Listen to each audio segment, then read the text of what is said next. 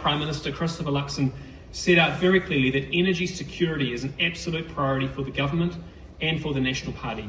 That is not just rhetoric, it reflects what our team has been doing since we took office and what we campaigned on at the 2023 election. And a renewables boom does not just happen by accident.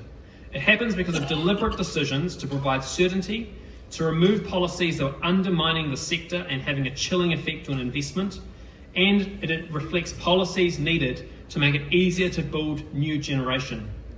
This audience will recall the dry winter of 2024. Prices hit $850 a megawatt hour. Businesses shut their doors and real economic damage was done. The lack of reliable backup options for when the sun's not shining, the wind's not blowing, and the lakes are low created uncertainty and pushed prices up.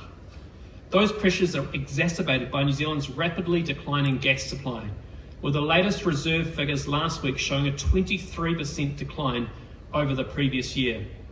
Immediately after the Labour Party banned oil and gas exploration, the future price of electricity rose significantly above the long-run marginal cost of generation. That has caused significant increases in costs for businesses and households, and it is our job as National to fix this, and we're now seeing the results. I want to be very clear today. National is the party of secure, affordable energy, and renewables play a big part of that.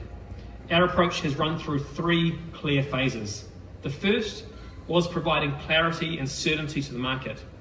We cancelled the Lake Onslow project, which was having a chilling effect on renewable generation in New Zealand.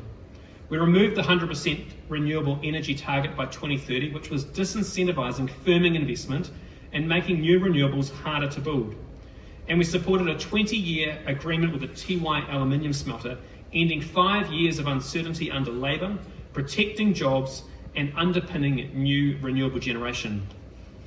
The second phase was ensuring security of supply. When the sun's not shining and the wind's not blowing and the lakes are low, we need backup to keep the lights on and prices down. And I've heard the fairy tale from the Leader of the Opposition, but the reality is we need backup generation. We've backed a 10-year Huntly firming option with a strategic coal reserve. We supported Genesis Energy with a capital raise to deliver more firming and more renewables.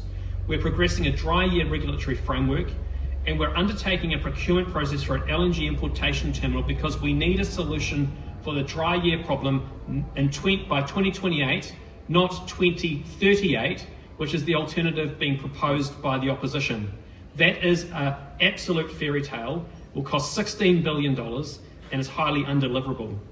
The third phase is delivering policies for abundant, affordable energy. Our fast-track legislation has now seen 4 projects consented, including the largest wind farm ever to be built in New Zealand, just south of here at Slopedown Hill. Consent decisions that took years under Labour are now taking 6 to 7 months under the fast-track legislation. We're reforming the RMA to reduce cost and time for new generation and network projects. We've delivered a government policy statement that clearly sets out the expectation of the market, and we're strengthening the Electricity Authority so it has the tools and teeth to hold generators to account. These policies are making a difference. Wholesale electricity prices have dropped by up to $40 per megawatt hour since February. ASX future prices have dropped over 20% since February for the years 27, 28 and 29, and are now sitting just above the long-run marginal cost. That is a significant step towards secure, affordable electricity, and ultimately without affordable power, it will become incredibly hard for us to electrify our economy. There's still more work to do, but changing course now and reverting to the uncertainty of the Labour government puts all of that at risk.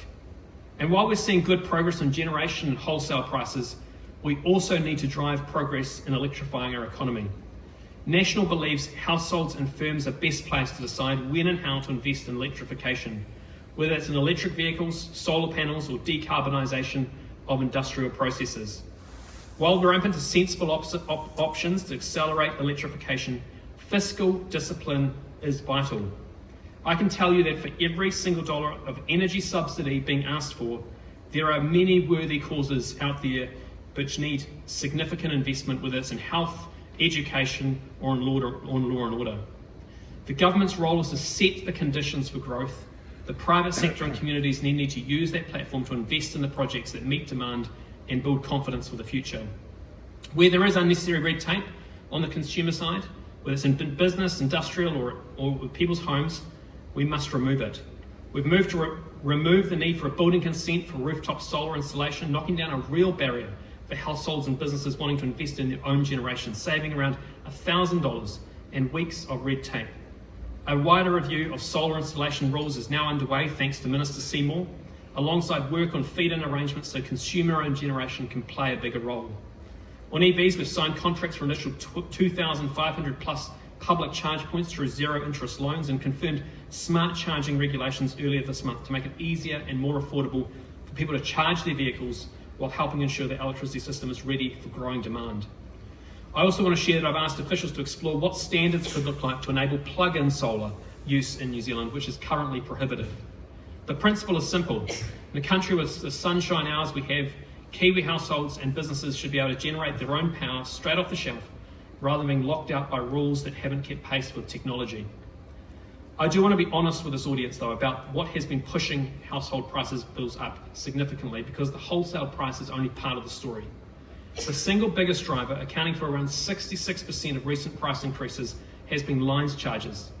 Those charges, reset in early 24, were reset high.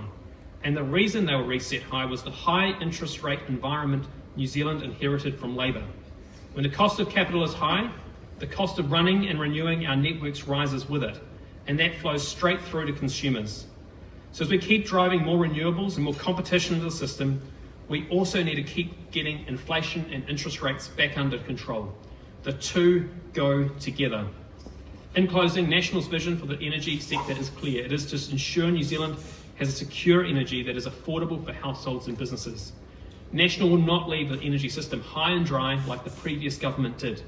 We have a clear plan and actions underway to address energy supply risks, unleash renewables, give households and businesses more control over their power bills, and keeping the economy running. Prime Minister Christopher Luxon has been clear about where we're heading, and the government, the sector, businesses and communities are taking the right steps to get there. You will hear much more from National about energy in the coming months on the road to the 7 November election. We have a strong story to tell, and there is more to come. Thank you for the invitation. I look forward to the panel discussion. Thank you.